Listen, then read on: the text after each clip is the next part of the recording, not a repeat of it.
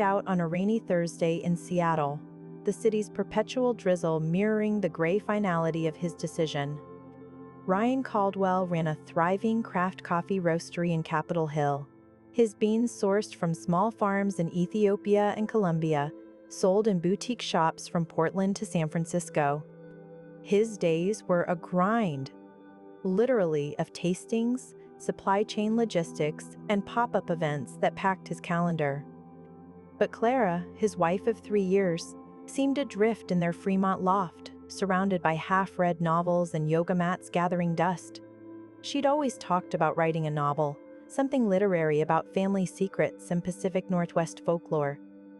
But her laptop sat idle for weeks. Her word count stalled at 10,000. Freelance editing gigs came sporadically, barely covering her herbal teas and journals. To Ryan, it looked like laziness. Mornings lost to meditation apps, afternoons scrolling book talk while he roasted batches that paid their mortgage. "I'm done being the only one hustling," he said, zipping his Patagonia jacket, keys in hand. Rain pattered against the floor-to-ceiling windows. "You've got talent, Clara, but it's buried under excuses. I need a wife who contributes, not drains." Lazy. He'd whispered it in frustrations before, when she skipped his networking happy hours for inspiration walks, or when dinner was takeout again because she was in the zone. Her dreams felt like hobbies to him, endless drafts without deadlines. Clara's eyes welled, but her voice held steady. "This book is real, Ryan. It just needs time. Time I can't afford to buy." The door thudded shut, leaving echoes in the exposed brick space. For a week, Clara unraveled. Sleepless nights, cold cereal, tears soaking her pillow. Then, on day 8, fury ignited. Lazy? She'd leaned on his stability too long, let his success eclipse her spark. No more. She cleared the coffee table, cracked open her laptop, and wrote, not meandering scenes, but structure, outlines, character arcs, daily quotas. 2,000 words a day, no exceptions. She joined a writer's accountability group online, beta readers who ripped her prose apart. Rejections piled up from agents, too niche, voice inconsistent, but each fueled revisions. Her novel, Fogbound Whispers, took shape, a multi-generational saga of women unraveling lies in the misty San Juan Islands, laced with Selkie myths and buried trauma. She self-published the first draft on Kindle Direct, priced at $2.99, with a cover she designed herself using Canva and free stock fog-shrouded fairies. It sold 47 copies in week 1. Dismal, but readers left 4-star reviews. Haunting atmosphere. Can't wait for more. Clara framed the first 87 royalty screenshot. Ryan's ghost lingered in unsubscribed podcasts, his favorite mugs she couldn't toss. But freedom bloomed. No interrogations over dinner about her progress. She wrote in coffee shops, networked at lit fests in Portland, landed a short story in a lit mag called Puget Sound Review. By summer, Fogbound hit 5,000 sales. Book bloggers dubbed it the sleeper hit of the PNW lit scene. Libraries stocked it. A Seattle Times reviewer praised its lyrical grit.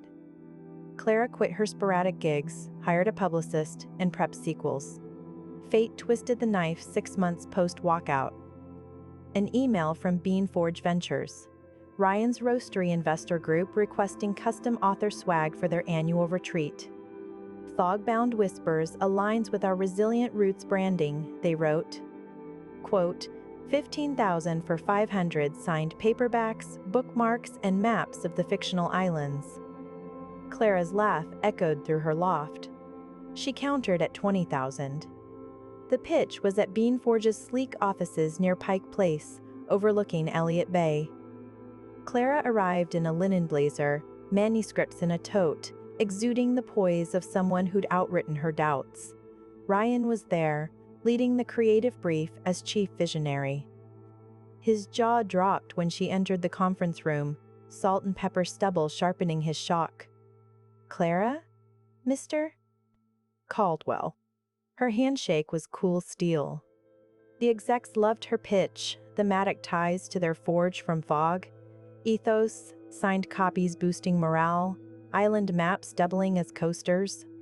Ryan fidgeted, his notes blurring. Sales data? One asked.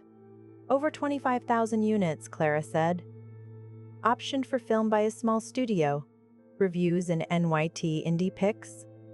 Lies, no verified milestones. They signed. 20,000 incoming. In the hall after, Ryan cornered her. You're killing it. I had no idea. You didn't want to. Her tone was velvet over iron. I was harsh, pressured. My ex? Well, she was ambitious, but soulless. You've got soul. Clara arched a brow. Apology accepted. Now excuse me, I have a book tour. Fogbound exploded, post-deal. Billboards on I-5 screamed its tagline, Secret Surface. Netflix optioned the series. Oprah's book club whispered interest. Clara's studio in Ballard hummed with assistants, her novels topping P&W bestsellers. At Bean Forge's gala on a yacht in Puget Sound, she keynoted as VIP. Ryan approached amid clinking glasses, his new girlfriend trailing awkwardly. Proud of you, he murmured. Proud of myself, she corrected, sailing into fans' embraces. Months later, his returned manuscript arrived, to Ryan, from your lazy dreamer. Dream bigger. C. She donated it to a Seattle library fundraiser. Revenge? No. Roots reclaimed. Clara's empire grew, retreats for aspiring writers, murals of Misty Island's downtown, a foundation for lazy creatives. Ryan's roastery thrived, but rumors swirled. Supply shortages, a buyout. His final email, coffee? Let's talk inspiration. Archived. In her fog-veiled world, Clara wrote on, unbound. The man who'd labeled her idol had pruned her into legend. Success silenced no one louder than the voice